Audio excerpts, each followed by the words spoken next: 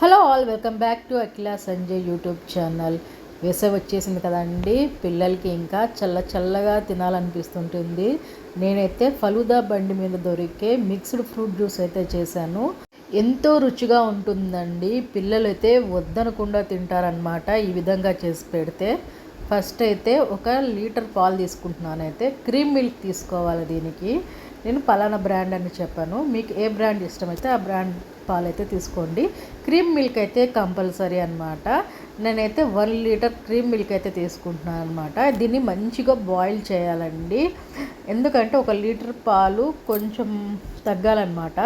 తర్వాత banana, grapes, black grapes and green grapes, దానిమ్మకాయ, apple అయితే తీసుకున్నానండి నేను.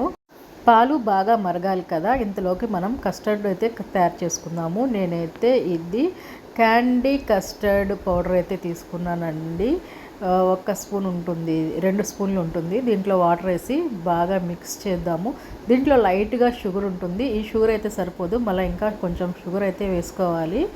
మీకు మంచి ఫ్లేవర్ రావాలి ఇందులోకి. ఇంకా ఈ కస్టర్డ్ ఫ్లేవరే కాకుండా ఇంకొంచెం మంచి ఫ్లేవర్ కావాలంటే వెన్నెలా ఎసెన్స్ వేసుకోవచ్చు, లేదా పైనాపిల్ ఎసెన్స్, స్ట్రాబెర్రీ ఎసెన్స్ ఏవైనా వేసుకోవచ్చు. నా దగ్గర పైనాపిల్ ఎసెన్స్ ఉంది కాబట్టి నేనైతే పైనాపిల్ ఎసెన్స్ అయితే ఒక 2 డ్రాప్స్ అయితే వేసుకుంటున్నాను అనమాట. ఎసెన్స్ ఎక్కువ వేసుకోకూడదు.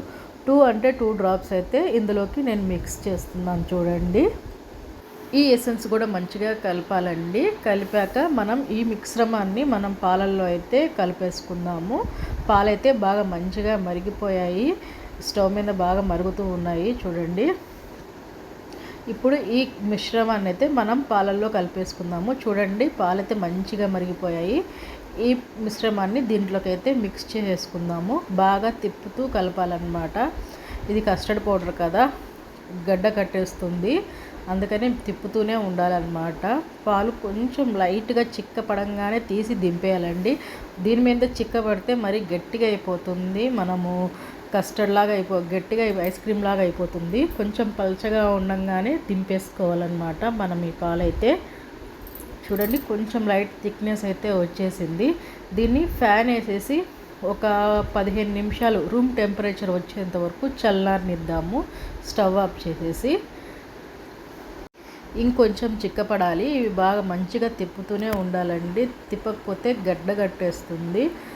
కొంచెం ఓపికతో తిప్పుతూ ఉండాలి ఈ మిశ్రమాన్ని అయితే, పాల మిశ్రమాన్ని మనము. ఇదైతే వేడివేడిగా ఉండగానే ఫ్రూట్స్ అవన్నీ కలపకూడదండి. ఇది రూమ్ టెంపరేచర్ వచ్చాక అప్పుడు ఇందులోకి మనమైతే అన్ని ఫ్రూట్స్ యాడ్ చేసుకోవాలన్నమాట. వేడిగా ఉన్నప్పుడు వేస్తేనే అంటే ఫ్రూట్ కుక్ అవుతుంది. ఫ్రూట్ కుక్ అయిందనుకో అస్సలు బాగోదన్నమాట. చూడండి, పైన మీగడలాగా కడుతుంది కదా. ఇప్పుడు నేను 2 టేబుల్ స్పూన్ షుగర్ అయితే వేస్తున్నాను. దాంట్లో ఉన్న షుగర్ అయితే సరిపోలేదు, అందుకని నేను 2 టేబుల్ స్పూన్ షుగర్ అయితే వేసాను అనమాట ఇందులోకి. నచ్చితే హనీ కూడా వేసుకోవచ్చు అండి, వేడి మీద కాదండోయ్. దింపేశాక తేనె కలుపుకోవచ్చు. లేదు నాకు తేనె అవసరం లేదు, షుగరే వేసుకుంటానంటే ఇప్పుడు బాయిల్ అవుతుంది కదా మిల్క్, ఇప్పుడైతే మనము మిక్స్ చేసుకోవాలన్నమాట షుగరు. తర్వాత రూమ్ టెంపరేచర్కి వచ్చాక మనం ఒక బౌల్లోకి అయితే ఈ మిశ్రమాన్ని తీసుకోవాలి. కన్సిస్టెన్సీ ఈ విధంగా అయితే ఉండాలన్నమాట. ఇది కూల్గా అయిపోయాక గడ్డ కట్టేస్తుంది, కొంచెం థిక్నెస్ వస్తుంది అనమాట. గడ్డ కట్టే మరీ గడ్డ కాదు, థిక్నెస్ వస్తుంది దీనికి. ఇప్పుడు మనం ఇది రూమ్ టెంపరేచర్కి వచ్చింది కదా, ఇందులోకి మనం ఫ్రూట్స్ అయితే యాడ్ చేసుకుందాము. ఇందాక కట్ చేసి పెట్టుకున్నాం కదా ఫ్రూట్స్, అవైతే మిక్స్ చేసుకుంటున్నాను నేను ఒక్కొక్కటి. సిట్రిక్ ఫ్రూట్స్ అయితే యాడ్ చేయకండి ఎక్కువగా, ఎందుకంటే పులుపు వచ్చేస్తుంది సిట్రిక్ ఫ్రూట్స్ యాడ్ చేస్తే. సిట్రిక్ ఫ్రూట్స్ అంటే తెలుసు కదండి, ఆరెంజ్, మస్టర్డ్ మిలన్ మిల్క్ కలుపుకోవచ్చు, కానీ కొంచెము మరీ ఎక్కువ కలుపుకూడదు. మళ్ళీ స్ట్రాబెర్రీ కూడా కలుపుకోవచ్చు, ఎక్కువ కాదు, ఒక్క ఫ్రూటే. నేనైతే పైనాపిల్ ఎసెన్స్ వేసాను కాబట్టి ఈ మొత్తం అయితే మనకి పైనాపిల్ ఫ్లేవర్ కొంచెం తగులుతూ ఉంటుంది అక్కడక్కడ. చూడండి, ఎంతో యమీగా రెడీ అయిపోయిన మిక్స్డ్ ఫ్రూట్ జ్యూస్ అయితే రెడీ అయిపోయింది. కస్టర్డ్ మిక్స్డ్ ఫ్రూట్ జ్యూస్ అనమాట. చూడండి, దీన్ని మనం ఫ్రిడ్జ్లో అయితే పెట్టేసుకుందాము. 1 to 2 అవర్స్ అయితే ఫ్రిడ్జ్లో పెట్టేసుకుందాం మనము. దీంట్లో బనానా కూడా కట్ చేసేసానండి, ఆ క్లిప్ మిస్ అయింది కొంచెము.